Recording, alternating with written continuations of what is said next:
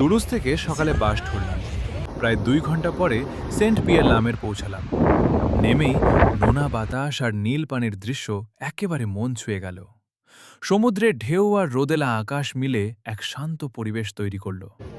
আমরা বিচের ধারে ধীরে ধীরে হাঁটলাম, মাঝে মাঝে ছোট দোকানগুলো ঘুরে দেখলাম। বিচে নামতেই সমুদ্রের ডাকটা আরো জোরালো লাগলো। পানিতে পা দিতেই ঠান্ডা আর নোনতা স্পর্শে মনে এক ধরনের মুক্তির অনুভূতি এলো। ঢেউগুলো কখনো ধীরে, কখনো একটু জোরে ফিরে আসছিল, আর আমরা কয়েকজন মিলে খানিকক্ষণ চুপচাপ পানির মধ্যে দাঁড়িয়ে রইলাম।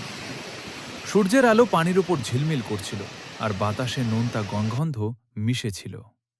কোনো তাড়া না রেখে শুধু সেই মুহূর্তটাকে উপভোগ করলাম। সমুদ্রের ধ্বনি, হালকা বাতাস আর নীরব আনন্দ মিশে গেল এক সুন্দর স্মৃতিতে।